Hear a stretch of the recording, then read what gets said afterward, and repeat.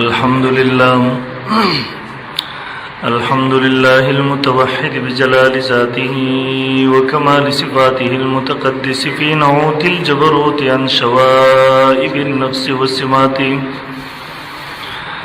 والصلاة على نبيه المؤيد بساطع حججه وواضح بيناته، وعلى آله الطيبين الطاهرين وأصحابه هداة طريق الحق وهماته.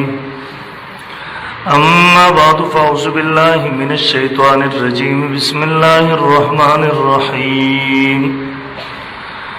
اليوم أكملت لكم دينكم وأتممت عليكم نعمتي ورضيت لكم الإسلام دينا. وعن ابن عمر رضي الله عنهما قال قال رسول الله صلى الله عليه وسلم: ليأتين على أمتي كما أتى على بني إسرائيل حذو النعل بالنعل، حتى إن كان منهم من أتى أمه علانية لكان في أمتي من يصنع ذلك. وإن بني إسرائيل تفرقت على 72 ملة، وتفترق أمتي على 73 ملة، كلهم في النار إلا ملة واحدة. قالوا من هي يا رسول الله؟ قال ما أنا عليه وأصحابي. اللهم صل على محمد عبدك ورسولك، وصل على المؤمنين والمؤمنات والمسلمين والمسلمات. انتہائی واجب الاحترام حضرات علماء کرام او د جمعیت طلباء اسلام سره تعلق لرونکو د قافله حریت شاهین صفت او سربکف ملګرو نوجوانانو، زموږ استاسو د غنۍ اجتماع او جلسه چې د جمعیت طلباء اسلام تربیتی پروګرام دی د تحصیل منمخ کی علماء کرامو تاسو ته خپل موضوعات باندې په دغه تربیت په موضوع تفصیلا خبره کړې ده. محترمو د وخت په مناسبت سره مختصر الفاظو کې دو څلور خبرې تاسو په وړاندې ذکر کوم. حضرت امام شاه ولی الله رحم الله مستقلی او بحث نقل کړي چې د انساني تخلیق مقصد څه دی. الله رب ذوالجلال انسان د څه لپاره پیدا کړی دی. شاه ولی الله رحم الله دوه ډلې د علماء کرامو ذکر کوي. یو ډله دا ده او وی الله رب ذوالجلال انسان د خپل عبادت لپاره پیدا کړی دی، یعنی د تخلیق انسانی مقصد هغه عبادت دی. او دیو په دې باندې دلیل پیش کوي: وما خلقت الجن والانس الا ليعبدون. موږ انسانان د خپل عبادت لپاره پیدا کړی دي. او دویمه ډله د علماء کرامو هغه ذکر کوي او وی د انسانی تخلیق مقصد هغه خلافت دی. الله رب ذوالجلال انسان پیدا کړی د دې لپاره دی چې دیو په پزمکه باندې خلافت قائمي. او دیو د ځان لپاره دلیل قرآن مجید د آیات پیش کړي: انی جاعل فی الارض خلیفہ. الله فرمایي انسان ما پزمکه باندې د خپل خلافت د قیام لپاره پیدا کړی دی. شاول الله رحم الله دغه دواړو ډلو دغوی اقوالم ذکر کئی، پاگی باندې دلائلم ذکر کئی. یو اگت تفصیلی بحث کئی، پاخر کی شاہ صاحب رحم اللہ تدبیق پیش کئی. شاہ صاحب رحم اللہ فرمائی پا دغدوارو اقوالو کی ستزار نشت دے، پا دغدوارو اقوالو کی ستکراو نشت دے. دغدوار اقوال پا خپل زیبان دی صحیح دی. ذکر اول نمبر اللہ رب ذوالجلال انسان پیدا کرے دے. یو د انفرادی ژوند مقصد دی، یو د اجتماعی ژوند مقصد دی. د انفرادی ژوند مقصد هغه عبادت دی، یعنی په انفرادی ژوند او زندگی کې د انسانی بعثت مقصد، د انسانی تخلیق مقصد هغه عبادت دی. دیو په انفرادی ژوند او زندگی کې د الله رب ذوالجلال عبادت کوي. دیو په عبادتو باندې ژوند او زندگی تیری. دویم د انسان اجتماعی ژوند دی. په اجتماعی ژوند او زندگی کې د انسانی تخلیق مقصد هغه خلافت دی، یعنی د انسانانو اجتماعی ذمہ داری ده ادا. دیو به الله پزمکه باندې د الله نظام قائمي، دیو به الله پزمکه باندې د خلافت د قیام د لپاره کوشش کوي، د غیر لپاره جدوجہد کوي. او دویم طریقه شاہ ولی اللہ رحم اللہ تطبیق پیش گئی. شاہ صاحب رحم اللہ فرمائی وہی ان عبادت او خلافت په خپلو کې څه تضاد نه لري، بلکې عبادت یو وسیع مفهوم لري، عبادت یو پراخه مفهوم او مطلب لري چې باقي کې خلافت خود به خود قائميږي. انسان بد الله رب ذوالجلال عبادت کوي، یعنی مطلب د عبادت سره د دین سره. شاه صاحب رحم الله فرمایي د دین او د عبادت مطلب دی د الله د ژوند په هر شعبه کې د الله حکم ژوندی کول، د ژوند په هر زندګۍ کې د شریعت اتباع کول. د دې وجې نه محترمو الله رب ذوالجلال د دې انسان د پیدایش دغه دواړه مقصدونه بیان کړي دي. دی به د رب ذوالجلال عبادت کوي او د هغه عبادت یو فرد هغه خلافت قائمول دي. او محترمو یقینا دا زموږ عقیده ده اسلام ان الدین عند الله الاسلام. وس په مقدس مکه باندې صرف او صرف اسلام دا دین دی. ومن یبتغي غیر الاسلام دینا، چاچه د اسلام نه علاوه یو بل دین تلاش کو فلن يقبل منه. رب ذوالجلال فرمای هرگز هرگز به ورنه قبول نکړي شي. او هو فی الاخرة من الخاسرین، او دی په آخرت کې د نقصان موندونکو نه وي. او رب ذوالجلال بل ځای واضح اعلان کوي الیوم اکملت لکم دینکم، نن ورځ ما ستاسو لپاره ستاسو دین کامل کو. واتممت علیکم نعمتی، ما په تاسو باندې خپل نعمت پوره کو. ورضیت لکم الاسلام دینا، ما ستاسو لپاره اسلام مغه دین خوښ کو. آیات کې علماء کرام ذکر کړي اول نمبر الیوم اکملت لکم دینکم، ما ستاسو لپاره ستاسو دین کامل کو.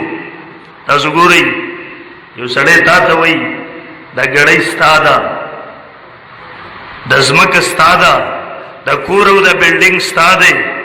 اوس که دا ستا وي په دغې باندې بیا سړی خپل سرم ماتوي، د بل سرم ماتوي.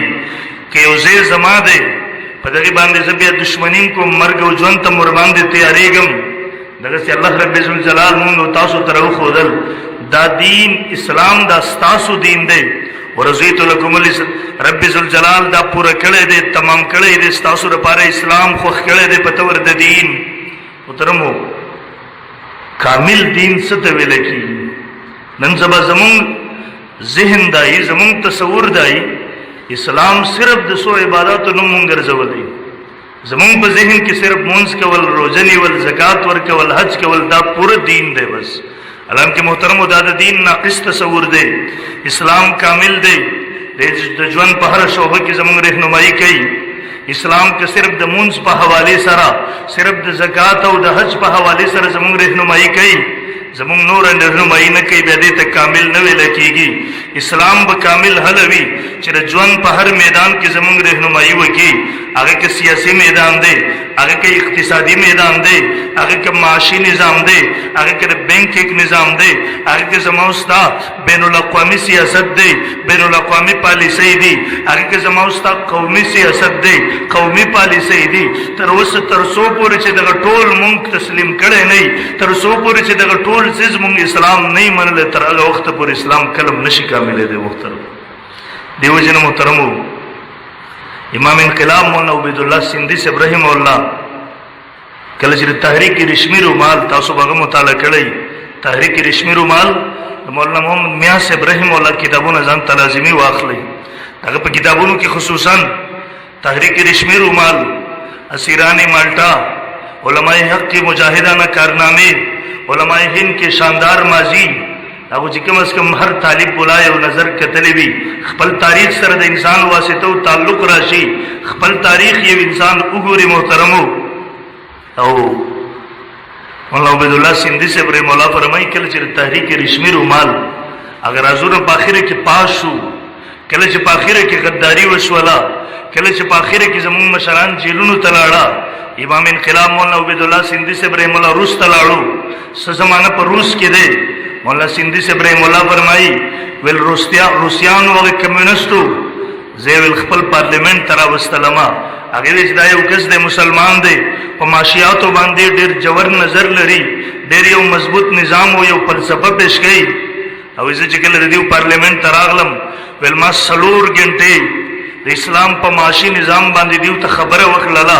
داغه فواید مې ورته مخې ته کې خو دی داغه د خیرونو مې دیو خبر لاله مولانا سیندی سے ابراہیم مولا فرمائی 4 گھنٹے د بیان نہ پس د 4 گھنٹے درس او لیکچر نہ پس اگر اسے صدر را پاس ول زه پدا شوند باندې خپل کلمه ول ماته وی چې دنیا کې یو دغه سي نظام شته تاسو تر اوسه پورې څه کول چې دا مونږ ته نه را رسو تاسو تر اوسه پورې څه کول چې دا مونږ ته نه را خودو ول زه خوشاله شوم ما وی چې سړی زما خبر اگر ذهن ته راغله پاګې باندې پوه شولو مولا سیندی سے ابراہیم مولا لیکي ول دیو بیا مانه تاسو کو ما ته وی دنیا کې دغه سي یو خطه شته ده چې دا نظام التنافذ وی مونږ دا وی تقلید وکړو مونږ دا وی اتباع وکړو په دې کې چې مونږ ته څه مشکل راځي په عملی ژوند او ژوندۍ کې چې مونږ دا وی سره رابطه وکړو مونږ خپل هغه مشکل پاګه طریقې سره حل کو مولا سیندی سے ابراہیم مولا لیکي بلکې چې دا خبره دی وکړه زما د خپل نظمکه و تختیدا د سرنمي اسمان و تختیدو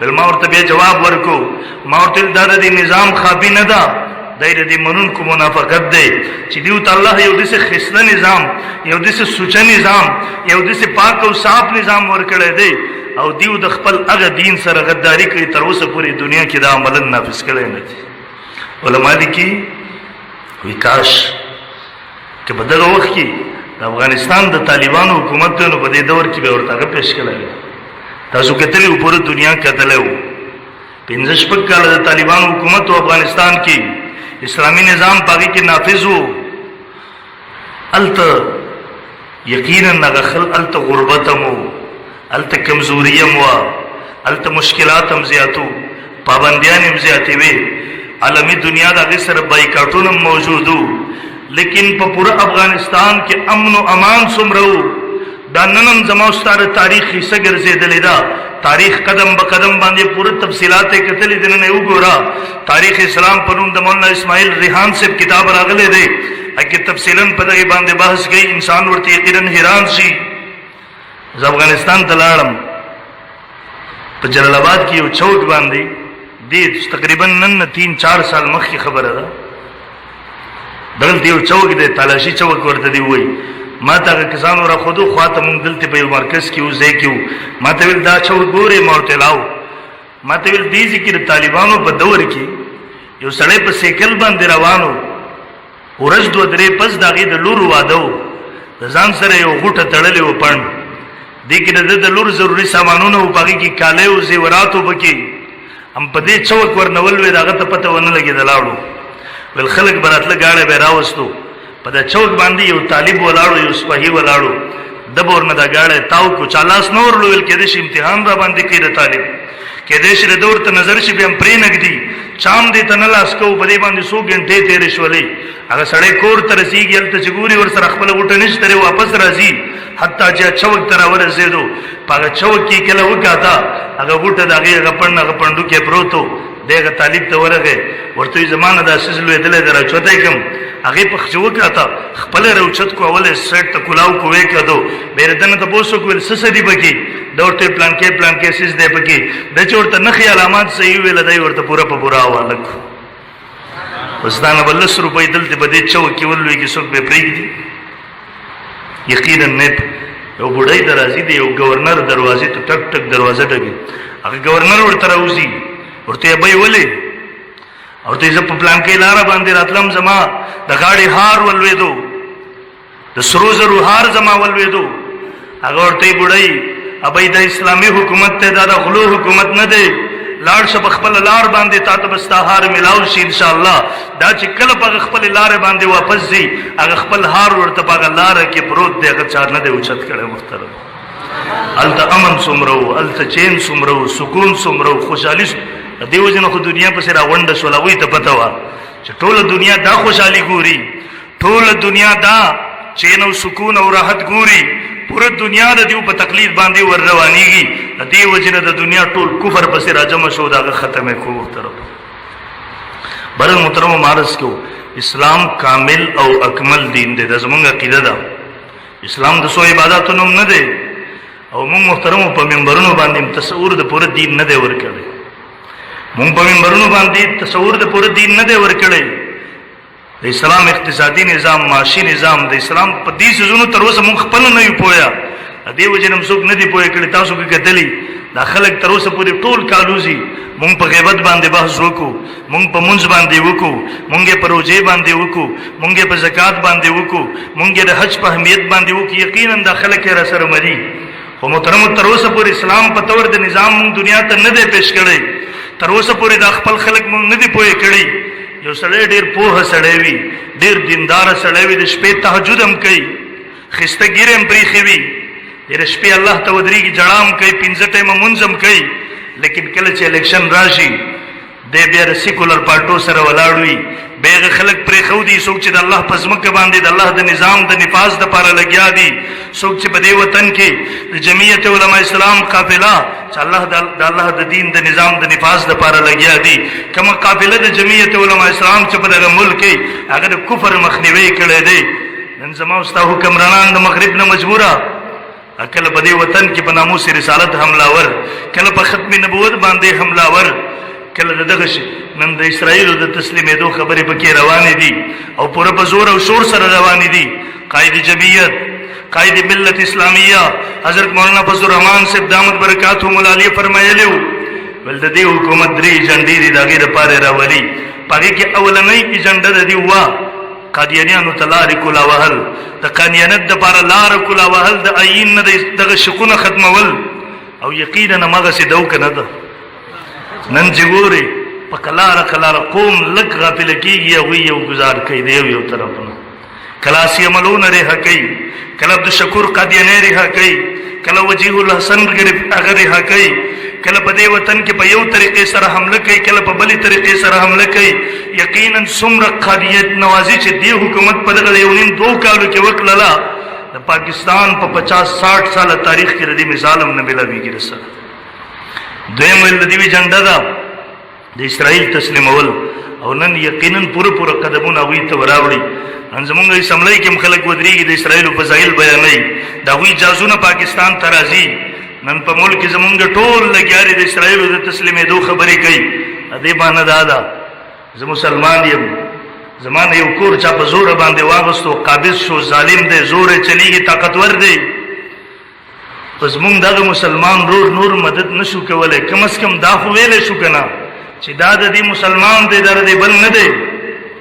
او زمونږ خلک هغوی ورته بالکل دا د اسرائیل کور دی، دا د دیو ریاست دی، دا د دیو حکومت دی. قائد اعظم محمد علی جناح فرمایلی وو، ول اسرائیل یو ناجایز ریاست دی. د دې تسلیمولو معنی دا ده، د دې تسلیمول د مسلمانانو په جګر کې، د مسلمانانو په سینې کې، د مسلمانانو په زړه کې چاړه وهل دي. نن یقینا دغه حکومت هغه د مسلمانانو په زړه کې چاړه ورکړي، هغه طرف ته مخ په وړاندې قدمونه اخلي روان دي. محترمو، اسلام کامل دین په تور باندې خلکو ته پیش کول غواړي، د دې ذهن سازي کول غواړي. او محترمو یو نقطه به بل وایم، تاسو اکثر علما طلبا ناسي تر آیات کې تاسو غور وکړئ، اسلام کامل دین دی. اسلام یقینا کامل دین دی. ما مخکې ویل کامل هغه ته ویل کېږي چې د ژوند په هر میدان کې هغه د انسانیت رهنمایي وکړي. تاسو ګورئ رسول الله صلی الله علیه وسلم د دنیا نه تللی دی، د نبوت دروازه بند شوې ده، بل نبی دنیا ته نوې نبی نشي راتللی. عیسی علیه السلام که راځي هغه هم د رسول الله صلی الله علیه وسلم د امتی په حیثیت سره راځي، هغه به نوې دین نوې نظام نه پیش کوي.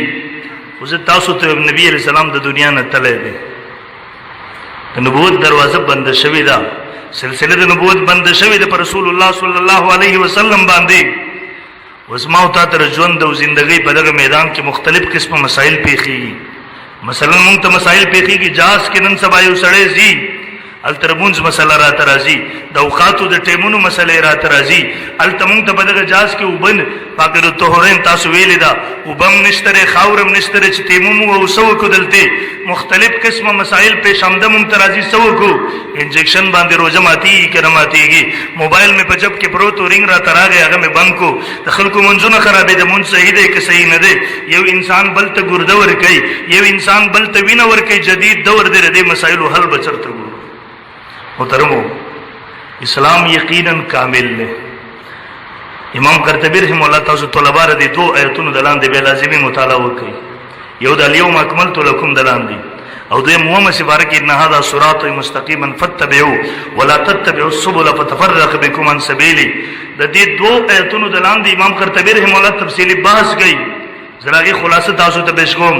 امام قرطبي رحمه الله فرمایي د نبوت دروازه بند شوې ده، وس الله بل نبی نه را لېږي. پیشامده مسایل کې به د امت سکی. امام قرطبی رحمه الله فرمایي الله دی امت ته د ختم نبوت په صدقه کې د اجتهاد نعمت ورکړی دی. او به حدیث نقل کوي په ومه پارکی رسول الله صلی الله علیه وسلم فرمایي ليأتين على امتي كما تعالى بني اسرائيل حزو النال بالنال. زما په امت باندې به یو دور راشي څنګه چې بني اسرائيل راغلو حتی ان کان منهم من اتى امه علانيه. دا بر یو خو دو پیزار وګرځيږي د یو انسان تر دې پورې چې راوي نه یو کس د خپل مور سره ښکار زنا کړي وا لکان فی امتی ميسنو ذلک. زما امت کې هم یو بدبخت راشي چې هغه هم دغه څه وکي. بني اسرائيل دوه ویډلو کې تقسیم شویو، زما امت بدریو ویډلو کې تقسیم شي. كلهم في النار الا مله واحده.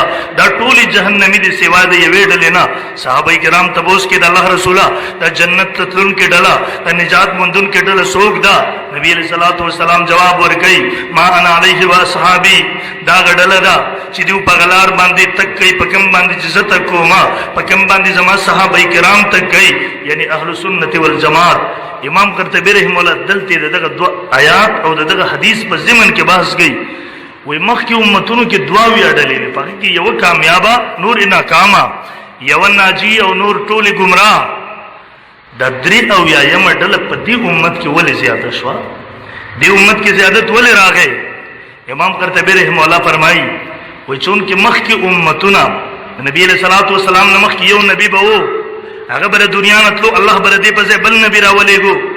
خلقو براغي سره رابطه وا، مسائل به په خېدل هغه به ورته حل کول، وحي براتلا.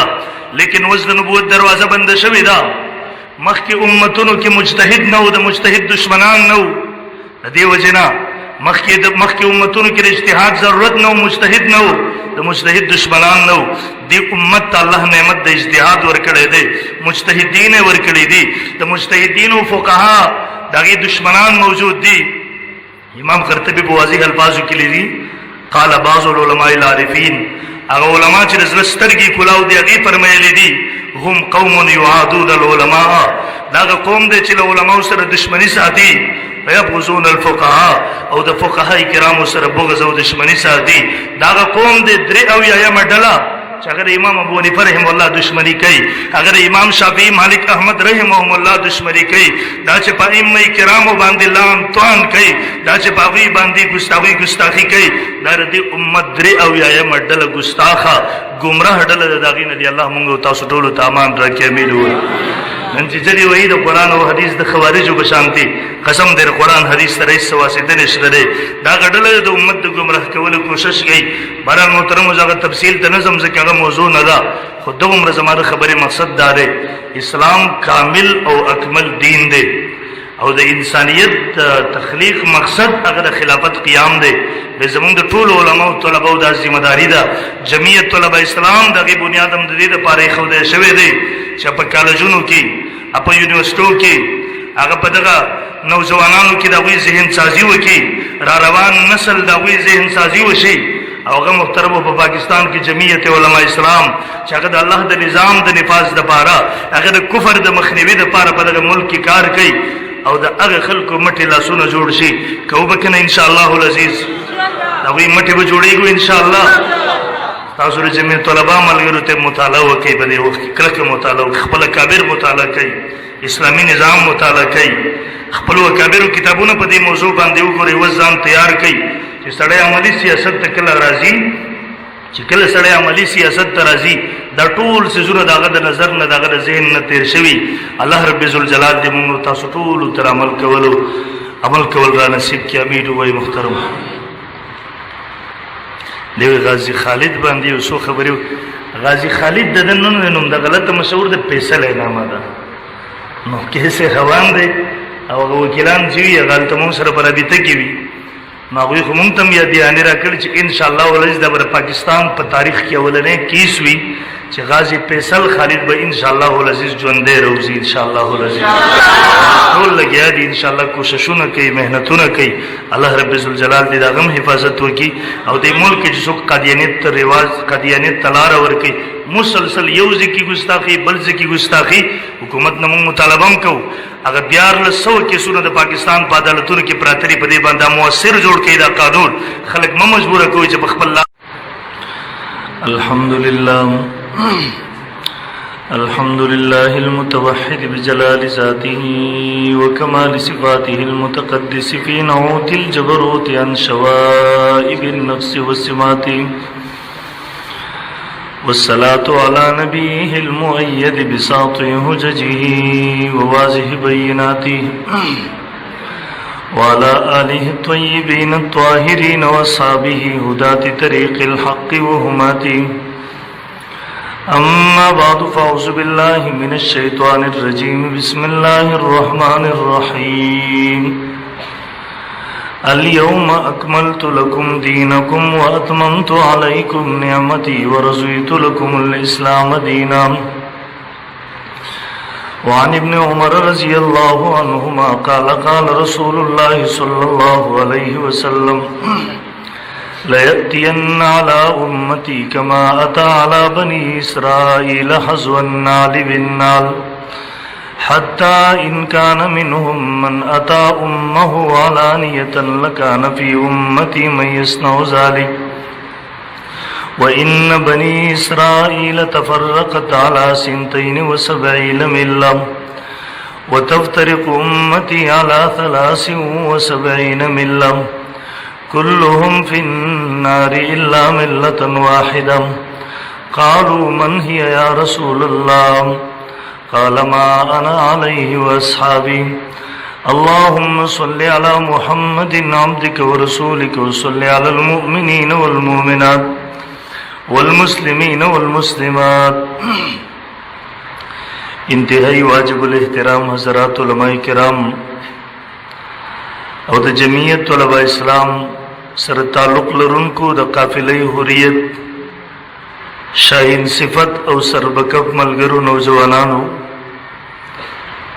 زموږ استادو د غنۍ اجتماع او جلسه چې د جمعیت طلباء اسلام تربیتی پروګرام د دغه تحصیل منمخ کې علماء کرامو تاسو ته خپل موضوعات باندې په دغه تربیت په موضوع تفصیلا خبره کړې ده محترمو د وخت په مناسبت سره مختصر الفاظو کې دو سلور خبر تاسو په وړاندې ذکر کوم حضرت امام شاه ولی الله رحم الله مستقل یو بحث نقل کړي چې د انساني تخلیق مقصد څه دی الله رب ذوالجلال انسان د څه لپاره پیدا کړی دی شاه ولی الله رحم الله دوه ډلې د علماء کرامو ذکر کوي یو ډله دا ده او وی الله رب ذوالجلال انسان د خپل عبادت لپاره پیدا کړی دی یعنی د تخلیق انسانی مقصد هغه عبادت دی او دیو په دې باندې دلیل پیش کوي وما خلقت الجن والانس الا ليعبدون مونږ انسانان د خپل عبادت لپاره پیدا کړی دي او دوی مډل د علماء کرامو هغه ذکر کوي او وی د انسانی تخلیق مقصد هغه خلافت دی الله رب ذوالجلال انسان پیدا کړی د دې لپاره دی چې دیو په پزمکه باندې خلافت قائمي او دیو د ځان لپاره دلیل قرآن مجید د آیات پیش کړي انی جاعل فی الارض خلیفہ الله فرمای انسان ما پزمکه باندې د خپل خلافت د قیام لپاره پیدا کړی دی شاول الله رحم الله دغه دواړو ډلو دغه اقوالم ذکر کړي پاغي باندې دلایلم ذکر کړي یو وګت تفصیلی بحث کې په اخر کې شاه صاحب رحم الله تدویق پیش کړي شاه صاحب رحم الله فرمایي په دغه دواړو اقوالو کې ستزاد نشته دی په دغه دواړو اقوالو کې ستکراو نشته دی دغه دواړه اقوال په خپل ځای باندې صحیح دي ځکه اول نمبر الله رب ذوالجلال انسان پیدا کړی دی یو د انفرادي ژوند مقصد دی یو د اجتماعي ژوند مقصد دی د انفرادي ژوند مقصد هغه عبادت دی یعنی په انفرادي ژوند او زندګۍ کې د انساني بعثت مقصد د انساني تخلیق مقصد هغه عبادت دی دیو په انفرادي ژوند او زندګۍ کې د الله رب ذوالجلال عبادت کوي دیو په عبادتو باندې ژوند او زندگی تیری. دویم د انسان اجتماعي ژوند دی. په اجتماعي ژوند او زندگی کې د انساني تخلیق مقصد هغه خلافت دی، یعنی د انسانانو اجتماعي ذمہ داری دا ده. دیو به الله پزمکه باندې د الله نظام قائمای، دیو به الله پزمکه باندې د خلافت د قیام د لپاره کوشش کوي، دا غیر لپاره جدوجہد کوي. او دویم طریقه شاه ولی الله رحم الله تطبیق پیش گئی. شاہ صاحب رحم الله فرمای وې د عبادت او خلافت په خپلو کې څه تضاد نه لري، بلکې عبادت یو وسیع مفهوم لري، عبادت یو پراخ مفهوم او مطلب لري چې باقي کې خلافت خود به خود قائميږي. انسان بد الله رب ذوالجلال عبادت کوي، یعنی مطلب د عبادت سره د دین سره. شاه صاحب رحم الله فرمایي د دین او د عبادت مطلب دی د الله د ژوند په هر شعبه کې د الله حکم ژوندې کول، د ژوند په هر زندگی کې شریعت اتباع کول. د دې وجه محترمو الله رب ذوالجلال د دې انسان د پیدایش د دواړه مقصدونه بیان کړي دي. د رب ذوالجلال عبادت کوي او د هغه عبادت یو فرد هغه خلافت قائمول دي. او محترمو یقینا د زموږ عقیده ده اسلام ان الدین عند الله الاسلام. وس په مقدس مکه باندې صرف او صرف اسلام دا دین دی. ومن یبتغي غیر الاسلام دینا، چاچه د اسلام نه علاوه یو بل دین تلاش کو فلن يقبل منه. رب ذوالجلال فرمای هرگز هرگز به ورنه قبول نکړي شي. او هو فی الاخرة من الخاسرین، او دی په آخرت کې د نقصان موندونکو نه.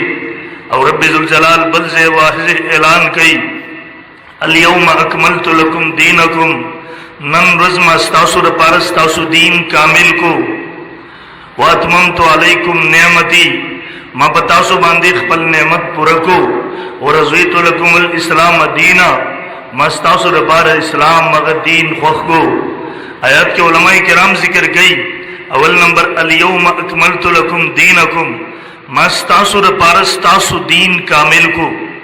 تاسو ګورئ یو سړی تا ته وایي دا ګړۍ ستا ده، د ځمکه ستا ده،